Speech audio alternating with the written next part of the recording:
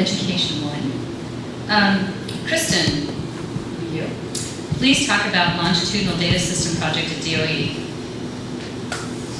Anyway, RE, Bob Swissum team. Bob This is Swissum from my team. Bob. This is from my point of view of the camera. So the longitudinal data system that the Department of Education is building is a great tool for educators and for school district level staff and eventually parents and students to get real-time information about how their students are doing.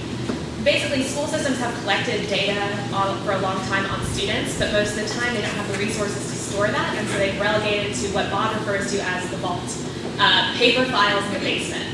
So if you're a 7th grade teacher and you're getting a new class in August, if you wanted to find out what was the attendance rate of the students in that class from last year, you would have to walk down into the vault, pull individual paper files, maybe 1 or 2 at a time, enter them into your own spreadsheet, compile that, and then try and make sense of it. And so what Bob's team has been able to do is to pull that together and to allow a teacher to access that online. Now, this is, of course, only state-level data sharing. These are only districts to districts. There is no data sharing with the federal government or any of those things that you might have been hearing about recently. This is only a resource right now for teachers and school district level staff on pertinent educational data. Now, what's great about this as well is it's going to allow students who transfer from district to district to have their records follow them. I know, for example, when I moved into Georgia schools, it took several weeks for my school records to follow me.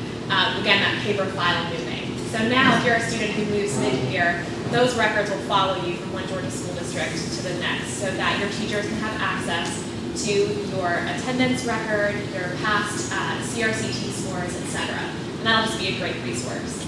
And eventually, it's going to be built out so that if a parent wants to be able to access that information, they'll be able to get into that as well. And so Bob's team over the Department of Education is doing a great job building this resource link for teachers, for parents, and for educators across the state.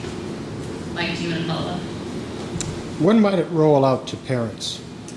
I do not have the timeline in front of me for that, and I don't want to give you the incorrect date. For some reason, though, 2014 is in my mind. But if you go to the Department of Education's website, they have a plan that lists out each year what additional resources are going to roll out. So that's all available, and so far they've hit every mark on their timeline. So keep an eye out for that, for sure.